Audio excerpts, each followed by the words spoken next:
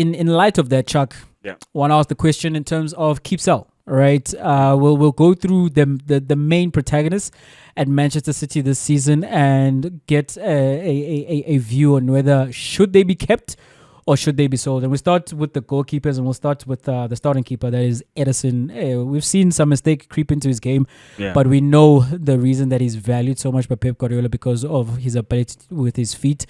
Do you keep or do you sell Ederson?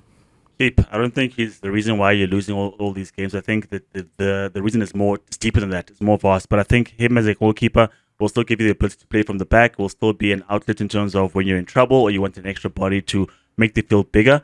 So, I mean, you could almost say it doesn't matter who you stick behind as a goalkeeper for City, but I think that his added ability makes him a keeper. I also keep Ederson. And then moving on to the defenders, and I'll read out all of them, and you'll tell me if who you'll keep and who you are looking to sell. Manuel Akanji, Nathan Ake, Ruben Diaz, Josko Gvardiol, Abdukor. What is this man's name? Kushanov, right? Rico Lewis, Vitor Reyes, and John Stones. Maybe we exclude Kushanov and Reyes, who have been signed most recently. So the other six, who do you keep? Who do you sell? I think you keep Akanji. I'm not too sure. I'm not sold on Ake. Yeah, he's a solid guy, but you need a bit more than that in this particular team right now, and I think going forward as well. Ruben Diaz needs to. He's also on the same pot as Ake in terms of I'm not too sure they're very much on the edge in terms of you guys are not necessarily at your peak. But I think if you have Manuel Akanji with the leader next to him, then you can do something. Josko Gvardiol definitely keep because of what he does for the team in terms of the outlet, because he's a different Cancelo in terms of he plays primarily at the back, but when he gets the opportunity to go forward, he gives you goal. Primarily in the forward line, Chuck. I guess, right? And then his secondary role is defense. But I think definitely because I think it's value for money since he's come in to the team. So I don't think you touch anything that's related to Gvardiol. Ake, Jay, I mean, basically Ake has never really shone in any big team because he was a Chelsea product at some point, never really got going, went to Palace, if I'm not mistaken. Bournemouth, sorry. And then he looked good and then goes to City. And even then he was solid enough. And now he's no longer solid enough. He's just a player who's there. So I think he can go Diaz, because of the success that they've had prior and the leadership. I want to have a bit more bias towards him, but he's also not necessarily convincing for me. So there's Gvardiol. And then Stones. If he can stay fit, I think Stones is fine. I think Stones is fine because he'll still give you stuff in the midfield as well, which is what Pep likes from him, and I think can be solid enough. So keep Stones, keep Gvardiol, Akanji, and Diaz, not so sure about. Yeah, Chuck, you keep Akanji because of his versatility, and he is the most athletic defender that they have now since Walker regressed and then is out to the door. Nathan Ake at sell as well. I think he's you've gotten all you can get from Nathan Ake. He's not suddenly going to become the guy who makes a difference at the back. And then Josko Gvardiol, he speaks for himself in the way that Pep uses him, so you keep him as well. John Stones and Ruben Diaz, I don't think you can play them as a pair. And I wonder as a result, then if you do go get, they do have, they did sign the two youngsters that I mentioned, Kushanov and Reyes, right? But I think it's too early to start them as one of the main centre backs. So I do think City still need someone who's more experienced. And I think you need somebody besides either Diaz or Stones. I don't think them together is a good combination. I'm not sure who I'd get rid of. They all have different qualities, right? Yeah, but one of them has to go. I'm a bit on the fence there in terms of who, but what I'm not on the fence on is both of them together. I think you keep one and you sell the other. And then you do have Rico Lewis. Rico Lewis is an all-purpose player. I'd actually sell him as well. I'd actually sell him because he's a midfielder who plays as a fullback who then inverts into midfield.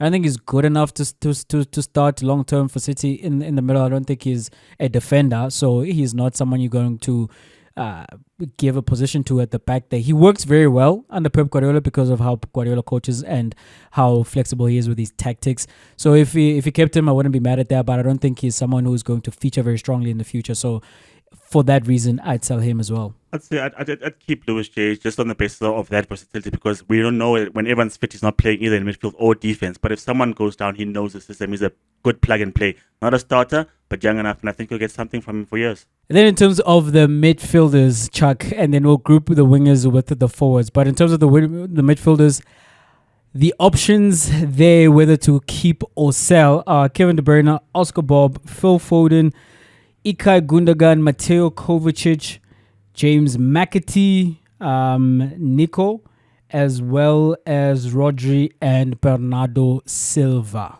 Where do we put Mateus Nunes? Midfielder, winger? I think because of his previous role at Wolves, he was a midfielder. I think that's where.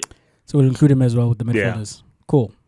Okay, so Mateus Nunes, since we since we started talking about him, I don't think it's quite worked out for him. He's been on the B team basically. He's like a Calvin Phillips kind of a thing in terms of not really good enough to start, and when he has gotten his chances, doesn't really give you much. So I don't think you keep a player like that, especially if you need a refresh, right?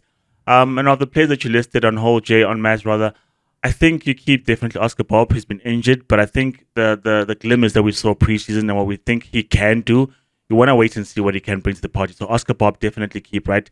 Phil Foden, I think, has come right when he's finally gotten the game time, and because of what he did last season, on the back of that alone, I think you keep him, right? And that's James McAtee as well. James McAtee you keep as being one of the young prospects as well. Use James McAtee. Cool. I thought I was talking about someone else in sports. You keep those youngsters, right? Now, the established names in the team, Gundogan was good when he was still there. Went to Barcelona, and when he came back, you're like, it's not the same Gundogan who left the team. And so by that virtue, you don't keep him, right? Same thing with Kevin De Bruyne. They're no longer match winners for you.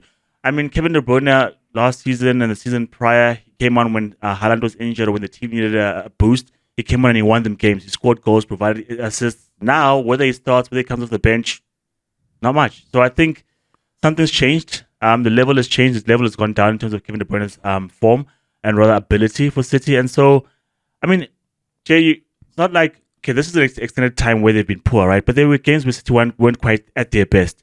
And someone like Kevin De Bruyne would stand up and make a difference. Haaland would make a difference. He's had time and time again, chance after chance, and he's still not doing much for them. So I think it's an end of an era for Kevin De Bruyne. You sell him. Gundogan, Kevin De Bruyne go. Mateus Nunes. Who else am I missing in midfield? Bernardo Silva.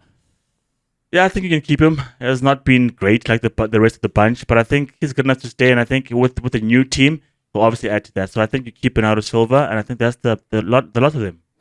Yeah, I think what precipitates a rebuild when you've had the same core of players in there for a long time is moving those players, right?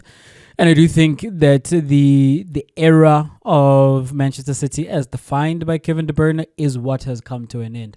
So you do move on from KDB and from Gundogan as well. And yeah, you keep guys like McAtee, Nunes as well. I think we've been speaking about guys who are just recently there. Maybe you want to give them some time, but I think Nunes is one of those players where it's not quite the level. I think it's very obvious that you can move away from him. And then Bernardo Silva is another one I would part ways with. I would sell. This is from the perspective of the player. I don't know if there's still an opportunity for him to be a starter week in, week out at Barcelona, but there have been the connections between the player and the club that is Barcelona for a little while now, right? And I think, he's given City all he can give City, and it'd be something I'd want to see him in a new locale, like a fresh perspective, new team, and see what he can do there. And I think where City are concerned, he has run his race here as well, to be very honest. Then, of course, there's no question around the Ballon d'Or winner. Yeah, sure. They're in this mess, Chuck, because he's not there. And if there was any doubts or controversy about him winning the Ballon d'Or, it kind of this season kind of stands as this is why he won the Ballon d'Or. This is why it's so important to City. I wonder how big a difference it makes. Like, do you think if he was fit, they probably are where Arsenal are? I wonder to myself. Yes, I do. You think if you're asking where Arsenal are, yes. I don't think they'd be with Liverpool, the whole team but I poor, think they'd be where Arsenal is. And then looking at the guy who was supposed to deputize for him, Kovacic, keep or sell? Kovacic as a third string guy behind Rodri and Nico. I think Nico is the player who's been brought in to spot for Rodri. So again, if it goes like this season where Kovacic is playing a majority of games and he's your starting midfielder, then that's not the guy you're looking to occupy that role.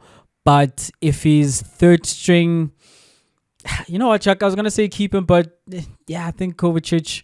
I think he has run his course in England actually as well. So I can see him going to like a Dortmund or a PSV and living out some cult legendary few seasons there and contributing for that team at that level. But at the Manchester City, who want to be challenging for the title again as soon as next season, yeah, I think Kovacic, if he's your third string guy and he gives you 15 games in a season in the league, then it's cool. But do you really need that? So maybe better on the fence with that one, but maybe move off of him as well. And in terms of the wingers and forwards, of course, we've got Erling Haaland. Mamouche will exclude because he's new to the picture. And then we've got Jeremy Doku. You have as well a Jack Grealish. And you do have as well a Savinho. And yes, I think those are the options amongst the forwards and wingers. Definitely keep Haaland, just because of the numbers, right? It might not give you much outside the box, but the numbers speak for themselves. And definitely, I mean, if you sell Haaland, who else are you going to get to replicate those numbers, right? I mean, they've got Mamouche, but I think that's to either partner them up together or you have either or. So I think definitely keep Erling Haaland. Mamouche, even though he's not counted, I think looks bright enough to keep even seasons going forward. Savino's just joined at the beginning of the season, and I think he's shown glimmers that you want to at least continue with the experiment and see how far it goes because he's still relatively new. And I mean, he's just joined in a team that's hit a downward curve, and you don't know for what reason they've done this. And I think if you then find a team that's on song, maybe performs better for them because everyone else is more alive, more aware, and they give you so much more. So I think give him more time. But someone who's seen the good and the bad of both sides, like Pep, is Doku. He was there when they were good. He's there now when they're bad.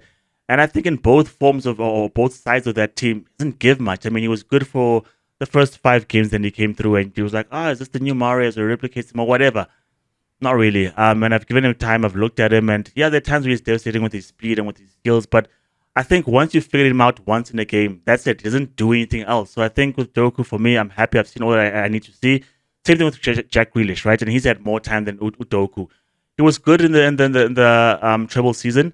But on either side of that, before that and after that, not much. I mean, this season there have been injuries that have come to hamper his campaign. But generally speaking, Jay, he's not the Jack Grealish from Aston Villa. We've never gotten to see that ever, whether it was at the beginning of his time there or even now. So I think because we've never seen that, and I think he's become now a squad player.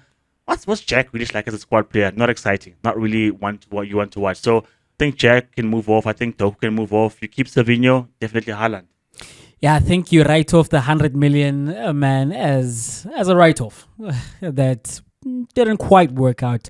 As you say, contributions during the treble season, but not really set the scene alight, you know. And I agree with all your other assessments, except for Doku. I've learned my lesson. I once upon a time said I think Real Madrid should give up on Vinny Jr. Because he had been there for, I think, 2, if not 3 seasons, and was not looking like the next great Brazilian, and then literally took a leap that following season. At the time when I was ready to part ways with him, it was like 19 or 20. Doku's 22. That's my reason to pause on pulling the plug where he is concerned. Has he been great? No. Has he attracted unfavorable comparisons to an Adama? Yes, he has, but I don't think he's not as bad as Adama. And not that Adama is like terrible or bad, but he is a level above Adama is what I want to say. But because of his age, I still think there's coaching that can still improve him, as well as like experience under his belt. 22 is very young to full on give up on a player. So, and for me, there's much more there in terms of the tools than Nunes, for example. I generally think like Nunes, this is not his level. Whereas with Doku, I'm not yet certain if it is or not, but I think because of the age and because he's so explosive and we've seen glimpses, I mean, in the game against Liverpool, he was rinsing Trent, not to say that that's a hard thing to do for a capable winger. but it's at least a baseline to go off of. So I'd keep Doku, but everybody else I'd part ways with.